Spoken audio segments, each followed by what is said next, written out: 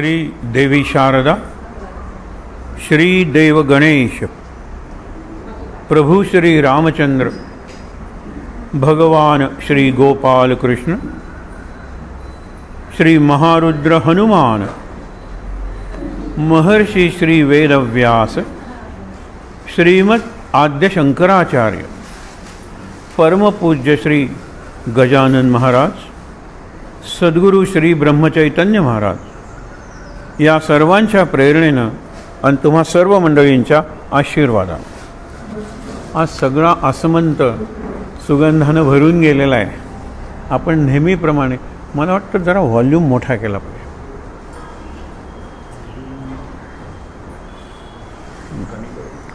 मोठा कर जरा. नेहमीप्रमाणे आपण श्लोक म्हणूया आधी. त्याला मंगलाचरण म्हणतात. वातावरण निर्मिती. श्रीराम समर्थ. गुरुर्ब्रह्मा गुरुर्विष्णु गुरुर्देवो महेश्वरः गुरुः साक्षात् परब्रह्म तस्मै श्री गुरवे नमः. दक्षिणे लक्ष्मणो यस्य वामे तु जनकात्मजा पुरतो मारुतिर्यस्य तं वन्दे रघुनन्दनं.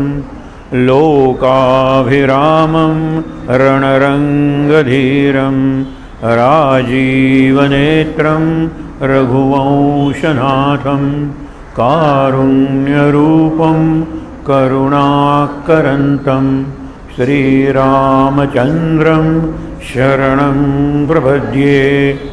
मनोजवं मारुततुल्यवेगं जितेन्द्रियं बुद्धिमतां वरिष्ठं वातात्मजं वानरयूथमुख्यं श्रीरामदूतं शरणं प्रपद्ये. शुकासारिखे पूर्णवैराग्यजाते वसिष्ठापरि ज्ञानयोगेश्वराचे कवि वाल्मीका सारिखामान्य ऐसा. नमस्कार माझा सद्गुरु रामदासा. जय जय रघुवीर समर्थ. सावकाश डोळे उघडूया. शांत. एक मंत्र आपण नेहमी म्हणतो आणि त्याला महामृत्युंजय मंत्र म्हणलं जातं. त्याच्यात काय आहे? त्र्यंबकै यजामहे सुगंधिम पुष्टिवर्धनम. आता हे वातावरण सुगंधी आहे, पुष्टिवर्धक आहे का? पुष्टी म्हणजे पोषण आणि पोषण म्हणजे न्यूट्रिशन. या जायच्या वासावर कोणी जगू शकत नाही, हे लक्षात ठेवा. म्हणजे त्याला पुष्टिवर्धन म्हणजे दुसरी गरज आहे कशाची तरी. म्हणून आपलं आयुष्य सुगंधीही असलं पाहिजे आणि दुसऱ्यांचं पोषण करणारं सुद्धा असलं पाहिजे. सहज एक प्रसंग तुम्हाला सांगतो. पोशिंदा हा मराठीत शब्द आहे. पोशिंदा म्हणजे अनेक लोकांचं, अनेक कुटुंबांचं पोषण करणार, हे लक्षात घ्या. तर शिवाजी महाराज तटबंदी चालू होती आणि तटबंदी चालू असल्यामुळे कितीतरी मजूर काम करत होते. रामदास स्वामी गेले. शिवाजी महाराजांच्या मनात एक विचार आला, तो सद्गुरूंनी ओळखला. त्यांच्या मनात काही जे इथे शेकडो मजूर काम करत आहेत ते आणि त्यांची कुटुंब माझ्यामुळे पोचली जात आहे. आता कुठेतरी एक विचार आला असेल, हा एक सूक्ष्म अहंकार असतो. आता हे झाल्यानंतर समर्थांनी शिक्षण कसं असतं गुरुचं तुम्हाला सांगतो. त्यांनी सांगितलं, अरे जरा इकडे तो दगड आण रे. तो एक पाथरवट होता, तो दगड फोडत होता, तर जरा तो दगड इकडे आण. आणि त्याला सांगितलं, तुझ्या हातात जो घण आहे मोठा हातोडा, तो दगडावर घालून दगडाचे तुकडे कर. दगडाचे तुकडे केल्यानंतर आतल्या पोकळीतून एक बेडूक बाहेर पडला जिवंत. विचार करा तुम्ही. त्यावेळेला समर्थांनी सहज शिवाजीला विचारलं, या बेडकाचं रक्षण आणि पोषण कोण करतं रे? रक्षण ठीक आहे, बाजूनी दगड, पण पोषण कोण करतं? इथे पाणीही नाही आहे, म्हणलं तर हवाही नाही आहे, याचं रक्षण कोण करतं? मग शिवाजीला कळलं की गुरुनं आपल्याला काय सांगायचं आहे. तो राम आम्हाला देतो रे, तसाच तो राम या बेडकाला सुद्धा देतो रे. आम्ही काय कुणाचे खातो रे. ही श्रद्धा आहे, लक्षात ठेवा. ही स्लोगन नाही आहे, ही घोषणा नाही आहे आणि भाषणही नाही आहे. ही माझी कन्व्हिक्शन, माझी श्रद्धा आहे की तो राम आम्हाला देतो रे. आम्ही काय कुणाचे खातो रे. आपण इतकी वर्ष उपासना करतोय म्हटल्यानंतर असा कुठेतरी एक विश्वास आपल्यात निर्माण झाला पाहिजे. कितीतरी उदाहरणं अनेक संतांच्या जीवनात आढळतात की त्यांनी सगळा भार त्या रामावर, त्या शक्तीवर टाकलेला असतो. त्यांना चिंता नसते उद्या काय होईल, इतकी माणसं आली तर काय होईल. उलट एखादी दुर्घटना जरी घडली तरी त्याच्यात ते अत्यंत सकारात्मक विचार करू शकतात. आपण नेहमी क्लासिकल एक्झाम्पल ज्याला म्हणतात, क्लासिकल म्हणजे क्लास सुंदर, आणि क्लासिकल म्हणजे अनेक वर्ष दिलं जाणारं, अनेक शतकं दिलं जाणारं. ज्यावेळेला दुष्काळ पडला त्यावेळेला तुकाराम महाराज म्हणतात, बरे झाले देवा. दुष्काळ पडला, बरे झाले देवा, हे प्रत्येक वेळेला. आणि मग सगळी माझी गुरंढोरं मेली, माझी पत्नी मेली, त्यांची पहिली मुलं 2 गेली, आईवडील गेले, भाऊ निघून गेला, इथे आपलं काही होणार नाही. संपूर्ण त्यांचा जो व्यापार होता ना तो बसला, दिवाळं निघालं, बरे झाले देवा, निघाले दिवाळे.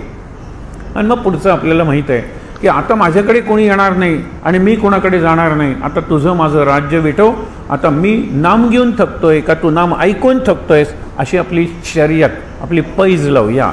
ह्याच्या इतकं पॉझिटिव्ह विचार नाही हो दुसरा. ज्यावेळेला असाच दुष्काळ गोंदवलेकर महाराजांच्या काळात पडला, एक प्रसंग सांगण्यासारखा आहे.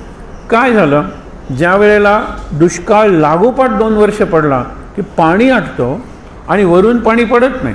म्हणजे इकडे प्यायला पाणी नाही म्हणून माणसं आणि जनावरं मरायला लागतात, आणि वरून पाणी नाही म्हणून अन्नच नाही तयार, धान्य तयार होत नाही. अशा वेळेला त्या भागात औंध नावाचं एक गाव आहे, संस्थान आहे. संस्थान म्हणजे प्रिन्सली स्टेट. आणि हे जे प्रिन्सली स्टेट आहे, संस्थान, राजा, तिथला जो राजा असतो, औंधचा राजा, तो असा जात होता. त्यांनी आजूबाजूच्या 2 प्रांतातल्या राजांकडे मदत मिळते का म्हणून विचारायला सुरुवात. मदत कशाची? अन्नाची, धान्याची. ते म्हणाले आमच्याकडेही दुष्काळ, कर्नाटकातही दुष्काळ होता. मग आता काय करायचं? चांगला राजा होता तो. विचारत असताना गोंदवल्याच्या जवळ आल्यानंतर त्याला अनेक बायका आणि अनेक पुरुष असे जाताना दिसले. प्रत्येकाकडे एक नवीन वस्त्र होतं आणि त्या नवीन वस्त्रात कुठली तरी पोटली बांधलेली होती. त्यांनी 2-3 विचारलं की अरे हे काय आहे? म्हणाले याच्यात आत धान्य आहे. म्हणजे त्यावेळेला जोंधळेच असतात ना आपण आणि मला नवीन वस्त्र दिलेलं आहे, धोतर, आणि यांना नवीन वस्त्र दिलेलं आहे, कापड आपण म्हणतो ते पातळ दिलेलं आहे, म्हणजे लुगडं. ते म्हणाले कोणी दिलं? महाराजांनी दिलं. आता हा भाग बघा, महाराजांनी लोकांना गप्प बसवणं आणि मी कुठेतरी सिद्धीतून अन्न निर्माण करणं, त्याच्यापेक्षा तुम्ही काम करा. आणि काम त्यांना काय करायला सांगितलं? उद्या जर पाऊस पडला तर ते पाणी साठायला पाहिजे, म्हणून चला खड्डे खणा, नंतर आपण रस्ता तयार करूया, नंतर इकडची माती तिकडे टाका, तिकडचं इकडे ना, काहीतरी काम दिलं पाहिजे ना. उगीच लोक कसं फुकट घेतील. अगदी अलीकडच्या काळात मी चुकत नसेल तर 1977 की त्या सुमारास प्रचंड दुष्काळ पडला होता. आणि इतका दुष्काळ की त्यावेळेला जे अजूनही ते चालू आहे, वीकली टाईम म्हणून अमेरिकेतला आहे, संपूर्ण भारत दुष्काळाच्या जवळजवळ होताना आपण अन्नासाठी दुसऱ्यावर अवलंबून होतो. आता आपण सरप्लस आहोत, त्यावेळेला पुरत नव्हता आणि त्याच्यात दुष्काळ. सगळ्या राज्यात तो गेला आणि त्यांनी सांगितलं एकमेव राज्य आम्हाला महाराष्ट्र असं दिसलं की जिथे लोक दगड फोडत होते, ते रस्ता बांधत होते, ते तलाव खणत होते. आम्ही म्हणलं की तुम्ही हे का करताय? ते म्हणाले सरकारने आम्हाला सुद्धा सांगितलं की आम्ही छावण्या बांधून दिलेल्या आहेत, तिकडे तुमच्या अन्नाची काही ना काहीतरी व्यवस्था केली जाईल, पण आम्ही असं फुकट अन्न कशाला घेऊ? आम्हाला काहीतरी काम द्या, हाताना काम द्या, आणि मग त्या कामाचा मोबदला म्हणून तुम्ही आम्हाला अन्न द्या किंवा वस्त्र द्या, हे सगळं द्या. एकमेव. आणि त्या काळात असं घडलं होतं जिथे हे शक्य झालं नाही तिथे कुटुंबाच्या कुटुंबांनी आपल्याकडे गोठ्यात जी जनावरं होते त्यांना विकलं नाही खाटकाना. खाटी कसे फिरत होते, खाटीक म्हणजे बुचर, कसाई आपण त्याला म्हणतो, ते कसाई की जनावर घेऊन जात होते मारायला, तर विकलं नाही. एंड्रीन नावाचं एक आपण म्हणतो ना पेस्टिसाइड्स त्यांनी आणलं होतं शेतासाठी, विष आहे ते विष, त्यांनी आपल्या घरातल्या जनावरांना घातलं, नंतर सगळ्या मुलांना दिलं, आणि नंतर आई वडील शेतकऱ्यांनी, अशी कुटुंबाच्या कुटुंब त्यांनी आत्महत्या केली. कॉम्प्रोमाइज म्हणजे शक्य नाही आहे. आणि हे त्यांनी नोंद केली. म्हणाले असा स्वाभिमान हे आम्हाला दुसरीकडे कुठेच आढळलं नाही. द्या द्या, हेलिकॉप्टरमधून टाकतायत, धावतायत एकमेकाची. तरीसुद्धा एक फरक, त्यांनी अलीकडे एक मोठं वादळ आलं होतं अमेरिकेत, आणि त्या अमेरिकेत वादळात असे बेघर झाले होते लोक, आणि बाजूनी सगळं पाणी झालेलं होतं. अशा वेळेला ते सुद्धा हेलिकॉप्टरमधून असे टाकत होते पॅकेट्स. तर एखाद्या आजीला किंवा एखाद्या आजोबांना जर पॅकेट मिळालं ना, तर तरुण तिकडचे, विशेषतः आपण ज्यांना ब्लॅक्स म्हणतो हल्ली, ते त्यांच्या हातातली लुबाडून न्यायला लागले, लक्षात ठेवा. आणि ते म्हणतात ते काय करणार, त्यांचा पाठलाग करणार आहेत. आणि ते म्हणाले काही वर्षापूर्वी मुंबईत ज्या वेळेला प्रचंड पाऊस झाला होता, मुंबई जवळजवळ बुडली होती पाण्याखाली, त्यावेळेला सुद्धा असाच प्रसंग होता. अशा वेळेला आपल्याला जर मिळालं तर भारतातले तरुण म्हाताऱ्या माणसांना नेऊन देत होते. मी 1-2 दिवस अन्नाशिवाय राहू शकेन, पण आजोबा राहू शकणार नाही आहेत, आजी राहू शकणार नाहीत. हे म्हणाले हे दृश्य, भारत हा गरीब देश आहे, अमेरिका हा श्रीमंत देश आहे. पण श्रीमंती म्हणजे कल्चर नाही, एवढं लक्षात ठेवा. आपण अजूनही आपल्या आईवडिलांची काळजी घेतो, अजूनही आपल्या आईवडिलांची शुश्रूषा करतो. आता जे आपण म्हणतो वृद्धाश्रम वाढायला लागते, मिडल क्लास, शिकलेले लोक, खूप पगार असलेले लोक, NRIs आपण ज्यांना म्हणतो, ते अजूनही खेड्यातल्या कुटुंबात नाही आहेत. आई शेवटपर्यंत मी आईची सेवा करेन. त्यांची आई गाय, त्यांची आई असते, ते जमिनीला काळी आई म्हणतात. माझी जन्मदात्री आई आहे आणि या आईंची सेवा करणं हा माझा स्वधर्म आहे, म्हणून ते अजूनही करतात. हे शिकण्यासारखं आहे. आपण कल्चर अँड सिव्हिलायझेशन म्हणतो. सिव्हिलायझेशन म्हणजे सुधारणा आणि कल्चर म्हणजे संस्कृती. संस्कृती खरंच तुम्हाला सांगतो, आता सगळ्या जगाने मान्य केलेलं आहे की एकच देश असा आहे की इतक्या हजारो वर्षाची संस्कृती आहे, इतकी संकटं आली तरी त्यांनी संस्कृती टिकवून ठेवली. आणि आता संस्कृतीचा रिसर्जन्स म्हणतात ना, म्हणजे उत्थानाचा काळ आहे, पुनरुज्जीवनाचा काळ आहे. आपण ज्याला जीर्णोद्धार म्हणतो, संस्कृतीचा म्हणत नाहीत, वास्तूंचा म्हणतात, पण जीर्णोद्धाराचा काळ आहे. हे सगळं जग मान्य करायला लागलेलं आहे. आणि त्यांना कळलेलं आहे की पैशाने सगळं जपलं जात नाही, त्याला व्हॅल्यूज पाहिजेत, व्हॅल्यूज. म्हणून आपण 3 वाक्य म्हणतो अनेकदा. एक म्हणजे वाणी असलेला प्राणी माणूस, एक लक्षात ठेवा, मान असलेला मानव. मान म्हणजे अपमान नाही, ही मान. हा सेतू आहे, हा मानवाच्या शरीरातला अत्यंत महत्त्वाचा सेतू आहे. खांद्यापर्यंत आपण जनावर आहोत. जनावरांना आपल्याला त्याने हा जो भाग आहे तो इतका निराळा आहे आपल्याला की तुम्ही तुलनाच करू शकत नाही. याचा अजून आपला अभ्यासच झालेला नाही आहे. इथे निराळा आहे. म्हणून माझं बाकीचं ज्याला धड म्हणतात, बॉडी, ते आणि मस्तक यांना जोडणारा जो मान आहे, उंटाला वगैरे मान नाही, it is part of his body. हा निराळाच सेतू आहे. मी तुम्हाला काल एवढंही सांगितलं होतं की पूर्वी ENT म्हणजे इयर नोज थ्रोट म्हणत होते, आता इयर नेक थ्रोट म्हणतात. हा महत्त्वाचा सेतू आहे मान हा. म्हणून तो आहे त्याच्याकडे मानव, मन आहे त्याच्याकडे मानव. जनावरांना मन नाही का, नाही म्हणलं तरी चालेल. कुठेतरी असोसिएशन, ही माझी पिल्लं आहेत, माझी पिल्लं आहेत, पुढे काय हो, काही महिन्यांनी गेले निघून. मन असलेला मानव, मनन करणारा मानव, मौन करणारा मानव. आणि सगळ्यात एक म्हणजे आता ही 2 विधानं तुम्हाला एक पटेल. संस्कृती असलेला एकमेव प्राणी आणि ज्याला लाईफ म्हणतात, लाईफ असलेला एकमेव प्राणी. बाकीचे सगळे लिव्हिंग आहेत, लिव्हिंग बीइंग्स, ह्युमन बीइंग्स. म्हणजे फक्त जगायचं, फक्त तगायचं, मरायचं नाही, सर्व्हायव्हल. म्हणजे जे अगदी दिसत नाहीत असले जंतूसुद्धा सर्व्हाइव्ह होण्यासाठी प्रयत्न करतात. ते गायंडोळ काय किंवा ते असे आपण घुटेर म्हणतात, किडे असतात, ते हात लावलं की गोळ होतात. टच मी नॉट प्लांट आहे, हे लावलं की पानं झाकून घेतं. प्रत्येकाला जगायचं आहे, पण मला फक्त जगायचंच आहे का मला जीवन असणार आहे? जीवन असलेला या पृथ्वीच्या पाठीवरचा एकमेव प्राणी, that has life. All other animals, birds and even plants, they are living. We are living but we have life. Values आहेत त्याच्या. आणि संस्कृती असलेला एकमेव प्राणी, सुसंस्कृत प्राणी माणूस आहे. हा विचार का करायचा? संतांनी हा जो लिव्हिंग बीइंग होता ना, साधं जन्मलेलं पोर, त्याला काय संस्कृती होती? नाही ना. संस्कृतीचा वारसा होता, त्याला त्याची भाषा होती कुटुंबाची, त्याला कुटुंबाचा धर्म होता, त्याला कुटुंबात शिक्षणाची परंपरा होती. आपण फर्स्ट लर्नर जनरेशन हल्ली म्हणतो. अशी काही कुटुंब आहेत की गेल्या 10-15 पिढ्या शिकतायत.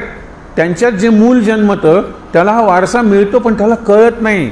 आणि ज्यावेळेला कळायला लागतो त्यावेळेला निराळे इन्फ्लुएन्सेस घडतात. पण हा लक्षात ठेवा, हा भाग आहे संस्कृती असलेला प्राणी. सुधारणा या शब्दाबद्दल महाराजांनी, गोंदवलेकर महाराजांनी एक प्रश्न विचारला. किती विचार करण्यासारखं आहे. धारणा म्हणजे धारण करण्याची शक्ती. धर्म याच्यात ध्रुव धारयते इति धर्म, म्हणजे जो समाजाची धारणा करतो. धारणा म्हणजे काय? Sustain, retain, contain, maintain. ऐकायला बरे वाटतात ना शब्द, हे सगळं एकत्र करा, त्याला धारणा म्हणलेलं आहे. असं काय आहे की इट कंटेन्स. आता टिफिन कॅरियर कंटेनर आहे, आत कंटेंट्स आहेत, हे लक्षात घ्या. त्याच्यानंतर रिटेन, अरे सगळं वाहून गेलं का तुझं? Nothing is retained here, retained, बरोबर. अरे गाडी तू मेंटेन करत नाहीस करे नीट, आणि निदान सस्टेन होईल इतकं तरी खायला नको का? हे सस्टेन, रिटेन, मेंटेन हा जो प्रकार आहे ना, या सगळ्याला धारणा म्हणतात. आता माझी संपूर्ण शरीर धारण केलेलं आहे. अरे ही पृथ्वी धारण केलेली आहे. कशामुळे? आज जे गुरुत्वाकर्षण आहे त्यामुळे. नाही तर इमारती बांधणं शक्य झालं असतं, आपल्याला इथे जीवन चालणं, इथे बसणं वगैरे शक्य झालं असतं, आपण फेकले गेलो असतो. धारणा करते. कोण धारणा करते? पृथ्वीची जी गुरुत्वाकर्षण शक्ती आहे ती धारणा करते, धरून ठेवते. आणि धारणा करते धरित्री, धरणी, धरती, जे धरते ते. हे एक प्रिन्सिपल आहे, लक्षात ठेवा. आणि सुधारणा म्हणजे चांगली धारणा. मला म्हणाले अशी सुधारणा तुम्ही सांगा की ज्यामुळे माणसाचं जीवन आहे त्याच्यापेक्षा खूप चांगलं झालेलं आहे, कन्व्हिनियंट झालेलं आहे. पण कल्पना करा, प्लास्टिक बॅग्स आल्या त्यावेळेला काय कन्व्हिनियंट आहे. आता प्लास्टिक कमीत कमी वापरा. ज्या वेळेला फ्रीज वगैरे आले, काय त्यांना आता फ्रीज ते गॅसेस CFCs वगैरे वर जातात, त्यामुळे होल पडतं ओझोनला. असा कुठला शोध आहे विज्ञानाचा किंवा तंत्रज्ञानाचा की ज्याचे साईड इफेक्ट्स नाही आहेत, ज्याचे निगेटिव्ह इफेक्ट्स नाही आहेत? सांगा. मग कशी सुधारणा म्हणता तुम्ही? गाडी काढली तर धूर निघतो, पॉल्युशन होतं. मोठी फॅक्टरी काढली तर आवाज होतो, नॉईज पॉल्युशन. वॉटर, लँड सगळं पॉल्यूट झालेलं आहे. पण तुम्ही याला सुधारित माणूस म्हणता. एक अलीकडच्या काळातलं उदाहरण सांगतो. ज्ञानबा तुकाराम म्हणत 200-300 किलोमीटर जातो, आनंदात असतो. विठ्ठल विठू राया भेटलो रे तुला, आनंदात असतो. आणि तशाच तालावर ठॅक ठॅक ज्ञानबा तुकाराम. डिस्कोमध्ये जी माणसं नाचत असतात, मुलं तरुण असतात वयाने, दुसऱ्या दिवशी पाय सुजलेले, डोळे सुजलेले, तोल जातोय, काही विचार करता येत नाही, भूक लागलेली नाही, इंडायजेशन झालंय, ॲसिडिटी झाले. वारकऱ्यानं होत नाही हे. आणि वारकरी ज्ञानबा तुकाराम त्यांना मागासलेले म्हणायचं, आणि डिस्कोमध्ये ठॅक ठॅक करणाऱ्यांना सुधारलेले म्हणायचं. अरे सुधारणा या शब्दाचा अर्थ काय आहे? म्हणून विचार करूया आपण आपल्या बाबतीत. बाहेरची सुधारणा जग घडवतं, ज्याला आपण फॅशन शब्द वापरतो. In tune with the extern. बाकीचे करतात करायला पाहिजे. आमच्याकडे एक अत्यंत सुसंस्कृत कुटुंब होतं. संस्कारावर आणि संस्कृतीवर त्यांचा आग्रह होता. त्यांची मुलगी 11वीत एका अत्यंत चांगल्या कॉलेजमध्ये, गोव्यातली गोष्ट सांगतोय, गेली आणि ती हे घालून गेली, आपला सलवार कुर्ता वगैरे सगळं. सगळेजणी तिला आली काकू, आली मावशी, आजीबाई आल्या, आत्याबाई आल्या म्हणायला लागल्या. मग ती माझ्याकडे येऊन रडायला लागली. म्हणाली, मी जीन्स आणि कुर्ता जर घातला नाही ना तर I will be an outcast, I will be boycotted. माझ्या आईवडिलांना सांगा. म्हणलं की बाबा ही सध्याच्या खरंच आहे, त्या कॉलेजमध्ये तुम्हाला एकही आढळणार नाही अशी आपला ट्रॅडिशनल डे. मग ट्रॅडिशनल डेचा दिवस असतो, त्या दिवशी नऊवारीसुद्धा नेसून येतात, हा भाग निराळा. पण एरवीचा ड्रेस काय आहे? हा आहे. So you have to be in the swim of things or in tune with things. बरोबर आहे. पण त्यामुळे धारणा चांगली होते का? सुधारणा या शब्दाचा सु म्हणजे चांगला, सुवचन, सुविचार, सुभाषित, सुख. सु म्हणजे चांगलं. हे जर आहे तर आपण विचार करूया. म्हणून तुम्हाला सांगतो की माणूस हा असा एक प्राणी आहे. एक कवितेची ओळ आहे जी तुम्हाला कळणार नाही, पण काल एकानी विचार मांडलाय. म्हणाला तुम्ही विचार करा. देव दानवा नरे निर्मिले, हे मत लोका कळवूया. लोकांना कळवा, देव माणसांनीच निर्माण केलेले आहेत, राक्षस माणसांनीच निर्माण केलेले आहेत. हेल आणि heaven, path to the hell is paved with good intentions. नरक का निर्माण केला? चांगल्या हेतूने निर्माण केला. नरक वास, नरक यातना, आणि तो यम, त्याचा चित्रगुप्त, त्याचा रेडा, हे असं आहे का अस्तित्वात? लोक प्रश्न विचारतात. अरे पण दे आर सिम्बॉलिक. विचार कर, इथे चांगला वागलास ना तर तुझा शेवटी किती लोक तुला मदत करायला येतील, तुझ्या ज्या वेदना आहेत त्या वेदना शेअर करायला येतील, सुख जे आहे ते वाढवायला येतील. माणसं महत्त्वाची आहे. तो आणि त्याच्यासाठी महत्त्वाचं पैसा नाही आहे, मी तुझ्यासाठी काय केलं, तू माझ्यासाठी काय केलंस. मी जास्त केलं तर लोक जास्त मला मिळतात. आपण नेहमीच म्हणतात ते वाक्य त्या काळी खूप गाजलं होतं, ask not what your country can do for you, do ask what you can do for your country. देश काय करते भारत माझ्यासाठी विचारू नका, मी भारतासाठी काय करतोय हा प्रश्न पहिल्यांदा विचारा. पूर्वी एक कविता होती काय की दुसरो के लिए, दुसऱ्यासाठी जो मरतो तोच खरा जगतो आणि स्वतःसाठी जगतो तो मेलेलाच असतो. कितीही श्रीमंत असू दे, स्वतःसाठी. एक शब्द त्याच्यावरून एक मोठी चळवळ सुरू झाली. मी आत्ता उदाहरण फक्त देतो निघतो. निर्फळ शब्द आला दासबोधात. आणि त्या दिवशी दासबोधाचा समास वाचताना हा विज्ञानाचा प्राध्यापक, राष्ट्रपतींकडून सत्कार झालेला, सगळीकडे रॅशनल म्हणजे बुद्धिवादी दृष्टिकोनातून पाहणारा निर्फळ शब्द. आणि त्याच्यात काय सांगितलं होतं, समर्थांची ओवी काय आहे की तुझी मुलं अगदी चांगली सेटल झालेली आहेत, हल्लीच्या बाबतीत ग्रीन कार्ड मिळालेलं आहे परदेशात, तुझं सगळं आरोग्य चांगलं आहे, तुझी आर्थिक परिस्थिती चांगली आहे, तुला कुठलंही ऋण कर्ज काही नाही आहे, आणि तरी तू दुसऱ्यासाठी काही करत नाही, तुझं जीवन निर्फळ आहे असं समर्थ सांगतं. निष्फळ नाही, निष्फळ म्हणजे फळ लागलं आणि वाया गेलं, निर्फळ म्हणजे फळ लागतच नाही. हे असं का, कसला वृक्ष आहे तुझा, मोठा झाला आहे वृक्ष, फळ नाही, दुसऱ्याला काय उपयोग आहे त्याचा. आणि मग ते विचार करायला लागले. मग ते पुढची सगळी गोष्ट निराळी आहे, एका वेळेला आपण नंतर पुन्हा बघूया. हे घडलेलं उदाहरण आहे. निर्फळ या शब्दावरून आज काही लाख लोकांच्या घरात जर समर्थांच्या दासबोधाचा अभ्यास होत असेल, हजारो लोकांच्या घरात एवढा मोठा सार्थ दासबोध बाबा बेलसर यांचा जर गेला असेल तर ह्या निर्फळ शब्दामुळे गेलाय, लक्षात ठेवा. आता लक्षात घ्या, या निर्फळ शब्दात केवढं फळ दडलेलं होतं. तो शब्द जरी निर्फळ असला तरी निष्फळ नाही. आज का निष्फळ होती बाण, गीत रामायणातलं गीत आहे. राम म्हणतो की अरे माझा राम बाण म्हणजे एका लक्षावर एकच बाण, रामो द्विर नाभी संधते सांगितलेलं आहे कैकेयीला. नाभो रामो द्विर नाभी भाषते, रामो द्विर नाभी संधते. कैकेयी म्हणते रे ज्यांनी वर दिले ते तुझे वडील वर मला द्यायला तयार नाहीत, त्यावेळेला मागितले होते मी, नंतर तू काय देणार आहे, कारण they are not binding on you. त्यावेळेला तो म्हणतो की जरा एम्फॅटिकली म्हणतात ना, उद्धटपणे नाही, एम्फॅटिकली ठामपणे राम म्हणतो, रामो द्विर नाभी भाषते. राम दोनदा बोलत नाही, एकवचनी आहे. आणि रामो द्विर नाभी संधते, अभिसंधान म्हणजे बाण. एका लक्षावर रामाला 2 बाण मारावेच लागत नाहीत. आणि आता रावणाला हात तोडला, पुन्हा हात येऊन जोडला, डोकं उडवलं तरी ते डोकं पुन्हा येऊन राहिलं.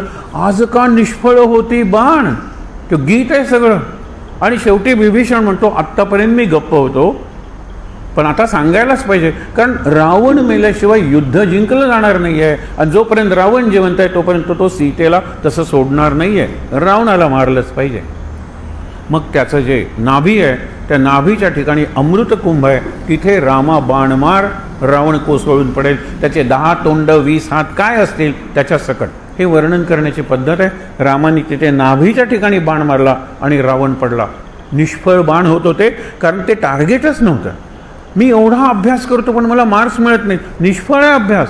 मी एवढी तयारी केली पण मी इंटरव्ह्यूला सिलेक्ट झालो नाही, निष्फळ आहे.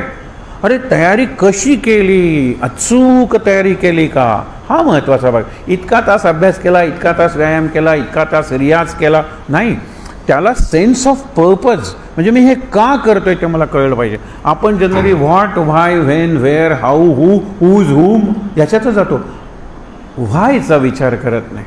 तो संत करतात. काल मला उमेशजीने एक सांगितली होती, या ओवीवर तुम्ही का नाही सांगितलं, तर म्हटलं ठीक आहे आज सांगूया.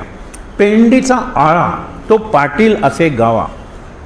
आळा म्हणजे काय, मला प्रसंग हा शब्द आणखीन कुठे येतो, अनेक ठिकाणी आला असेल, पण कल्पना करा तुम्ही, आपल्यापेक्षा आपला धाकटा भाऊ अत्यंत तेजस्वी, लोकांनी त्याला देवच मानलेला, त्याचा ग्रंथ अप्रतिम ज्ञानेश्वरी, वय वर्ष 21, अशाला हाताला धरून त्या गार म्हणजे ती खोली समाधी त्याच्यात उतरवायचा आणि वरून शिळा ठेवायची दगड. म्हणजे मला माहीत आहे खाली माझा भाऊ जिवंत आहे. खून करण्यापेक्षा भयंकर प्रकार आहे. गोळी मारली संपला प्रकार, इथे तो माझा भाऊ त्यावेळेला निवृत्तीनाथांची जी अवस्था झाली ती नामदेवांनी वर्णन केली की हा एखाद्या मेरूसारखा, पर्वतासारखा स्थिर, स्तब्ध, शांत असे निवृत्तीनाथ, त्यांचा त्यावेळेला मनाचा तोल गेला. मग शेवटी निवृत्तीनाथांनी स्वतःचं वर्णन केलंय, तिथे आळा हा शब्द आलेला आहे. ते म्हणाले पहिली दोन तुम्हाला सांगतो, बांधलेला तलाव आहे, त्याचे सगळे बांध गेले आणि तलावाचं पाणी 12 वटे वाहून गेलं तर तलावच उरत नाही. माझ्या मनाची अवस्था तशी झालेली आहे. पक्षी जमलेले आहेत आणि कुठेतरी आवाज झाला की 10 दिशांनी ते उडून जातात. माझ्या मनाची अवस्था तशी झाली आहे. आणि ज्या वेळेला तुम्ही रानात जाता आणि घरच्या गायीसाठी पेंडी बांधून आणता, त्यावेळेला गवताची एक एक काडी करता आणि नंतर घट्ट बांधता. जे बांधता त्याला आळा म्हणलेला आहे. तर माझ्या विचारांना, माझ्या भावनांना मी घट्ट बांधून घातलं होतं, आता तो आळा सुटला आणि सगळीकडे गवत वाऱ्यावर जसं जाईल तसे माझे विचार, तशा माझ्या भावना झालेल्या आहेत. मी का जिवंत आहे हेच मला कळत नाही. हा आळा आहे, लक्षात ठेवा. पाटील हा गावाला बांधून घालतो. पाटील म्हणेल ती पूर्व दिशा ही हुकुमशाही आहे, पण पाटील आहे ना आधार आहे गावाला. अहो गजानन महाराजांचा जेवढा आधार होता तेवढा पाटलांचा नव्हता. पाटलांचा धाक होता.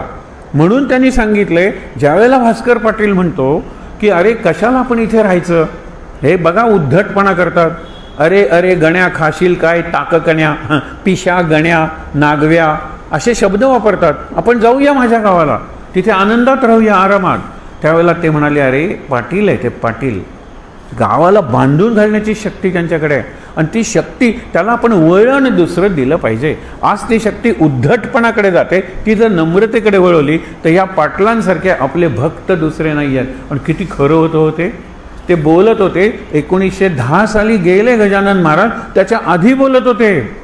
आज 100 वर्ष काय, 122 125 वर्ष होऊन गेली या घटनेला, तरी पाटील मंडळी व्यवसाय, तो व्यवस्था काय सुंदर चालू आहे. ते देवस्थान नुसता पैशाने, नुसता भक्तांच्या संख्येने विकास नाही आहे, तिथल्या व्यवस्थांचा विकास आहे. लक्षात ठेवा. काय स्वच्छता आहे, काय नम्रता आहे, केवढा सेवाभाव आहे, ही विचार करण्यासारखी गोष्ट आहे. आणि 1910 सालापासून बदलत गेली परिस्थिती. त्याच्या आधीची परिस्थिती लोकांनी शपथ घेतली जणू काही, माझ्या आयुष्यातले 6 महिने, वर्ष, 2 वर्ष मी महाराजांच्या चरणी अर्पण करेन. मी अकाउंटंट होतो, I will work in the accounts office. मी शिक्षक होतो, इथे जे विद्यार्थी आहेत त्यांना रिमिडियल क्लासेस देईन. मी डॉक्टर होतो, इथे जर असेल दवाखाना मी फ्री माझे सर्व्हिसेस देईन. 6 महिने, वर्ष, आणि मला काही जमत नाही, मी सेवा करत राहीन, झाडत राहीन. कल्पना करा, असं काहीतरी दिल्याशिवाय. म्हणून मी कसलं दान करू शकतो, पैशाचं दान करणं सगळ्यात सोपं. चेक फाडणं तर त्याच्यापेक्षा सोपं. 1 दिवसाचा पगार चेक फाडला that is the laziest way of donation. If you want to donate anything, जरा ॲक्टिव्हिटी नको का, सक्रियता नको का, त्याच्यात जिवंतपणा, चैतन्य नको का, त्याच्यात तुमचं मन, भावना ओतल्या जायला नकोत का? चेक फाडला, अगदी चुकीची भावना आहे. आणि म्हणून एका मनात कल्पना आली, ते सांगतो तुम्हाला. हे गजानन महाराज कसे जोडत असतात माणसाला. एक उदाहरण सांगतो, अलीकडचं उदाहरण आहे. आपल्या सगळ्यांना व्हॉल्वो माहीत आहे, व्हॉल्वो बस, हे तुम्हाला माहीत. म्हणजे ती कंपनी फार स्वीडनमधली आहे बहुतेक. इतकी श्रीमंत, पण नामीबिया नावातल्या एका पोराचा, ते फेसबुकमधून सगळं व्हायरल म्हणतात ना, तो फोटो झाला. अक्षरशः मृत्यू कसा असतो ते त्या पोर जिवंत आहे, पण सगळे हाडं दिसत आहेत, जिवंत सांगाड आहे. स्किन ओव्हर बोन्स, म्हणजे हाडांच्या सांगाडावर फक्त कातड आहे, डोळे असे आहेत. आणि हे बघितल्यावर मदत करा, हे त्यांनी देशांनी सांगितलं नाही, युनायटेड नेशन्सनीच सांगितलं. मग व्हॉल्वोनी केवढी मोठी मदत केली. 1 दिवसाचा चेक फाडला. पण व्हॉल्वोचा जो MD मॅनेजिंग डायरेक्टर आहे, रात्री विचार करायला लागला की मी त्या नामिबियातल्या मुलासाठी ॲक्च्युअली काय केलं. चेक फाडला, तसा चेक तर मी हाऊस रेंट चेक फाडला, इलेक्ट्रिसिटी बिल चेक फाडला, तसा चेक फाडला. हा विचार आहे, लक्षात ठेवा. या विचाराचा स्पर्श झाल्यानंतर काहीतरी करायला पाहिजे, काहीतरी असं करायला पाहिजे की आम्ही इथे काहीतरी करू, पण तिथे त्याचा डायरेक्ट ॲडव्हान्टेज मिळेल. मग त्यांनी काय तर मेणबत्त्या करायला सुरुवात केली. आणि त्यांचे मोठे वर्कर्स आहेत, त्या वर्कर्सचे 10-10 जणांचे ग्रुप्स तयार केले. त्याच्यात काही बायका, काही, आणि एकानी मेण वितळवायचं, एकानी ते फॉर्ममध्ये घालायचं, एकानी मध्ये ती वात घालायची, आणि एकानी त्या मेणबत्त्या करायच्या, पॅक करायच्या. असं त्यांचं एक पॅकेज सुरू झालं. पॅकिंग द, आपण म्हणतो ना, वॅक्स करून त्याच्या कॅन्डल्स. ते विकायचे बाजारात किंवा त्याचं ऑक्शन करायचा आणि ते पैसे आपल्यापैकी कोणीतरी नेऊन द्यायचे. हे डायरेक्ट सर्व्हिस झाली. नंतर तो इतकी त्याला मदत आली की ते परिस्थिती सुधारली, तो प्रश्न संपला. मी जर चुकत नसेल, माझी 5-1 वर्षापूर्वीची माहिती आहे, तर आजही ते लोक कॅन्डल्स बनवतात. जगात कुठे ना कुठेतरी दुष्काळ असेल, कुठे ना कुठेतरी गरज असेल, कॅन्डल्स आपण बनवूया. त्यांना विचारले की कॅन्डल्स कशाला? ते म्हणाले, अहो कॅन्डल्स हे बनवणं आमचा तो एक साईड प्रॉडक्ट होता. त्याचे by products are more important than the product itself. Product काय होता? कॅन्डल्स. त्या तयार करत होतो आम्ही, पण त्यांनी एकत्र येतो. हे एकत्र येणं, get together is a different thing. Getting together म्हणजे त्याच्यात टुगेदरनेस नसतो. आम्ही दोघंजण सिनेमाला गेलो होतो, जाताना वी वेंट टुगेदर, पण वाटेवर भांडण झालं म्हणून वी सॉ द फिल्म सेपरेटली टुगेदर. याला काय अर्थ आहे सेपरेटली टुगेदर? कारण we were together but we were separate. बोलत नव्हतो, बघत नव्हतो, हे लक्षात ठेवा. म्हणून गेट टुगेदरमध्ये प्रत्येकजण मोबाईलवर वगैरे जर बोलत असतील, कसलं गेट टुगेदर ते सांगा बरं. पण आम्हाला sense of togetherness, sense of belongingness, sense of commitment हे शब्द त्यांनी वापरले की आम्ही सगळेजण एकमेकाचे आहोत. आणि ते जे पोर किंवा तो जो देश की जो फक्त आमच्या दृष्टीने नकाशावर आहे, लक्षात ठेवा आम्ही त्याचे घटक आहोत. आम्ही मग अंताक्षरी खेळायला लागलो त्यांच्या पद्धतीच्या, लक्षात ठेवा. आम्ही गेम्स खेळायला लागलो, मग मी ही नवीन रेसिपी शिकले, तू बघ, मी जाऊन आले इंडियाला, हे आणलं, हे आपण करूया. हे सगळं सुरू झालं. ऑनलाईनमध्ये डिफरंट कोर्सेस होते, आम्ही एकमेकासाठी घ्यायला लागलो. अँड व्हॉल्वो बिकेम अ, आपण म्हणतो ना, क्लोज निट फॅमिली. इतकं घट्ट विणीचं असं एक कुटुंब तयार झालं. हे कुटुंब डिसइंटिग्रेट होऊ नये म्हणून अजून आम्ही कॅन्डल्स करणं चालू ठेवलं आहे. ही लक्षात घ्या. हे संत आपल्याला ते शिकवतात, अरे दुसऱ्यासाठी जगा.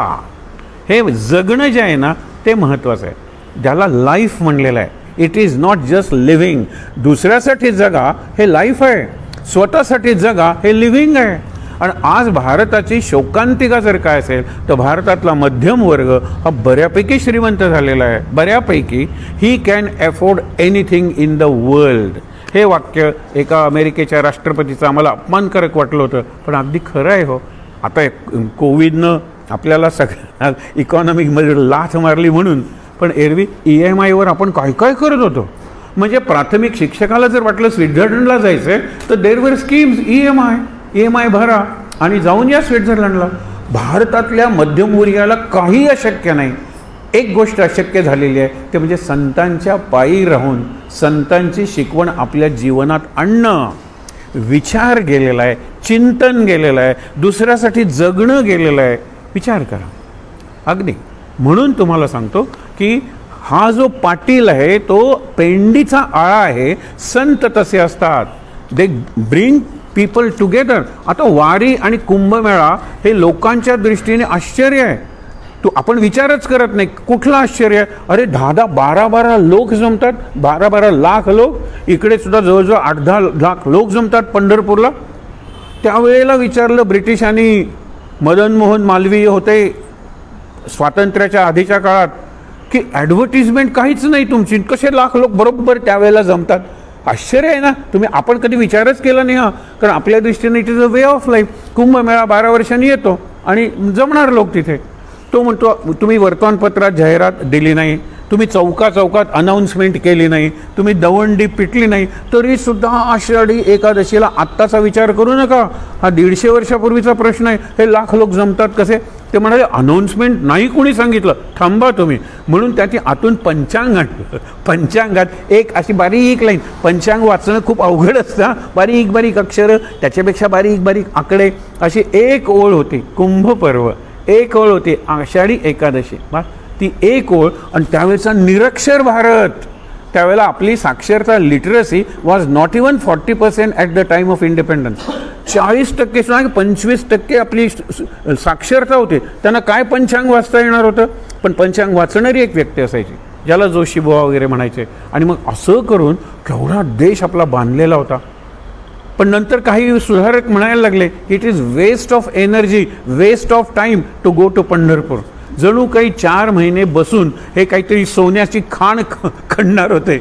Waste of time, waste of energy. अरे इट इज नेशन बिल्डिंग. त्या 12 लाख लोकात एक अशी भावना असते की गंगा मैया आहे ना ती माझी पाप, हे प्रत्येकाची भावना असते, प्रत्येकाची गंगा मैया असते. इतक्या लाखो लोकांची कॉमन मदर कुठल्या दुसऱ्या देशात जगातल्या आहे सांगा बरं. आपल्याला आपली आई आहे, आपल्याला गोमाता आहे, आपल्याला मातृभाषा आहे, आपल्याला मातृभूमी आहे, आपल्याला ती काळी आई जी आपल्याला धान्य देते तर ती आहे. आपल्याला किती आई आहेत. आणि म्हणून आपल्याला जननी जन्मभूमीश्च स्वर्गादपि गरीयसी हे गजानन महाराज. आपल्याला गजानन महाराजांचं चरित्र इकडे गेले तिकडे गेले, तिकडे गेले तिकडे गेले असं नाही आहे. ते निरुद्देश कुठेही गेलेले नाही आहेत.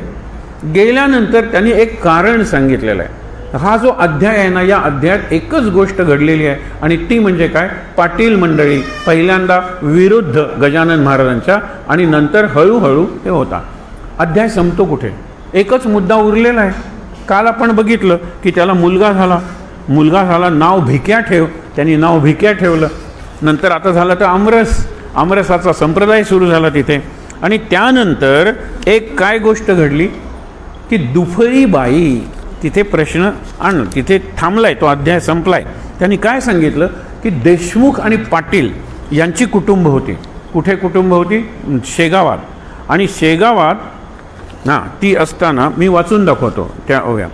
हा बोलबाला पाटलाचा देशमुखांना सहन झाला नाही. बोलबाला म्हणजे आधी संपत्ती होती पण मुलगा नव्हता, अपत्य नव्हतं. आता मुलगा झाला, मुलगा झाल्यावर तो रांगायला लागला, पाटलांच्याकडे आनंदी आनंद झाला. हे देशमुखांना सहन झालं नाही. हा बोलबाला म्हणजे आनंदी आनंद पाटलाचा, देशमुख हा न पटलासाचा. शेगाव हा दुफळीचा गाव राहिला पहिल्यापासून. एक फळी देशमुखांची, एक फळी पाटलांची. अंतःकरणे एकमेकाची मुळी होती अशुद्ध. पाटलांची काय अंतःकरण शुद्ध नव्हतं, मुळी म्हणजे मुळातच अंतःकरण अशुद्ध होतं. शास्त्री दोन, हे वाक्य लक्षात ठेवा. 2 शास्त्री आले, 2 मंत्री आले, 2 शस्त्री आले आणि 2 तंत्री म्हणजे तांत्रिक आले. ते एकमेकावर गुरगुरल्याशिवाय जात नाहीत. आणि पुढे त्यांनी 2 श्वानही सांगितले. 2 कुत्री समोरासमोरून आली, एकमेकावर भुंकल्याशिवाय जात नाहीत. 2 शास्त्री आले, वाद घातल्याशिवाय जात नाहीत. 2 तंत्री आले, माझं तंत्र तुझं तंत्र म्हणजे तांत्रिक जे असतात ते हे करणारे, पटतच नाही कोणाचं. तसं या पाटलांचं आणि देशमुखांचं. दुफळीबाई गावात येऊन बसले होते. तर असे झाले शेगावात पाटील आणि देशमुखात 36चा, हे दासगणूंचं अगदी लहान मुलांसारखं असतं, 36चा आकडा होता. तो न झाला 63चा. लहान मुलं म्हणतात ना 36चा आकडा, 63चा कधी होऊ देणार नाही. बरोबर विरुद्ध दासगणू तेच म्हणतात. 36चा आकडा सत्य झाला, न होई 63चा. इथे संपलं. पुढे गोष्ट झाली ऐशी. कुकाजी झाले स्वर्गवासी, पाहुनिया नातवंडासी. भीमा ते कुकाजी नातवंड बघितलं आणि पंढरपूरला गेले. तेने खंडूचे उद्विग्न मन. आता काय, जो आनंदी आनंद होता, कुकाजी हा कर्ता पुरुष होता, तो गेला. खंडू उद्विग्न झाला. ही संधी बरी आहे यांची कुरापत काढण्याची, यांना काहीतरी त्रास देण्याची संधी बरी आहे. तेव्हा खंडूचे उद्विग्न मन गेले सहज होऊन. तो म्हणे छत्रपूर्ण माझे आज ढासळले. माझा जो मुख्य आधार होता, तो आधार कोणाचा होता तर तो या कुकाजींचा होता. तो गेला. ज्या चुलत्याच्या जीवावरी मी निर्भय होतो भूमीवरी, तो आधार माझा श्रीहरी कारे नेलास. श्रीहरी देवा, तो आधार का नेलास? मग आता काय, ऐसी संधी पाहून दुष्टांना दुसऱ्याच्या संकटात संधी दिसते. मग तुमचं संकट ही आमची संधी, हे असं जीवन झालंय सध्या. म्हणून विचार करूया. ते ऐशी संधी पाहून बालंट म्हणजे खोटा आरोप त्याला म्हणतात. आणया कारण पाटलावरी सवड पूर्ण मिळाली देशमुख मंडळीला. पुढे काय, तो वृत्तांत अष्टमात म्हणजे पुढच्या अध्यायात, हा 7वा अध्याय संपला. तो वृत्तांत अष्टमात 8व्या अध्यायात सांगेन श्रोते तुम्हा प्रत. कितीदा ते श्रोते म्हणतात लक्षात ठेवा. आणि आपण श्रोते शब्द सुद्धा ऐकत नाही. काय आहे कमाल. हे बोलण्याचा ग्रंथ आहे, ऐकण्याचा ग्रंथ आहे, नुसता वाचण्याचा ग्रंथच नाही हा. म्हणून ज्यावेळेला तुम्ही पारायण करता त्यावेळेला फार चांगलं असतं. एक वाचतो दुसरा वाचतो, एक ऐकतो दुसरा ऐकतो, हे महत्त्वाचं आहे. ऐकणं. श्रोते तुम्ही लक्षात ठेवा, ही जमेदारी खाण सत्य आहे प्रत्यक्ष द्वेषाची. श्रीमंत झालात ना तुम्ही की बाकीचे लोक तुमचा मत्सर द्वेष करायला लागतात, तिथे सावध झाला पाहिजे. हा दासगुणू विरचित श्री गजानन विजय नामे ग्रंथ परिसा श्रोते सावचित्त, सावधान असं चित्त करून, एकाग्र चित्त करून कुतर्का ते सोडून या. हे असं कसं घडलं असेल, हे असं कधी घडतं का? कशाला कुतर्क करता? तर्कही करू नका आणि कुतर्क तर नकोच. मानू नका.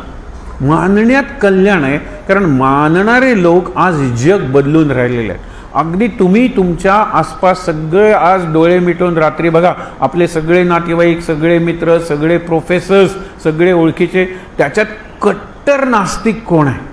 माझ्या माहितीचा तर जवळजवळ कोणी नाही आहे. मग नास्तिक म्हणजे तसं मी बायकोला घेऊन मी देवळात जातो, पण मी देवळात जात नाही, मी देवाला नमस्कार करतो, मी गुरुवार करतो. कल्पना करा ना, कट्टर नास्तिक म्हणजे नास्तिक असं जवळजवळ कोणी नाही. तरी आपण 10% मानूया. या जगातले 10%. आज जगाची जी प्रगती केली ती नास्तिकांनी केली का आस्तिकांनी केली हो? सांगा बरं. आज एवढं जग पुढे नेलं. 90% of the people in the world they are theists, they are believers in God. गॉडचा कन्सेप्ट निराळा असेल. आइन्स्टाईन म्हणतो ती एक शक्ती आहे, मी मानतो ती, म्हणजे मी आस्तिक आहे. आणि विवेकानंदांनी सिक्सर मारलेला होता, ते शेवटचं वाचूया आणि आपण थांबूया. याच्या पुढच्या कार्यक्रमाला आपण सुरुवात करणार आहोत. विवेकानंदांनी काय सांगितलं? एखादा हुकुमशाह, मी पूर्णपणे नास्तिक आहे.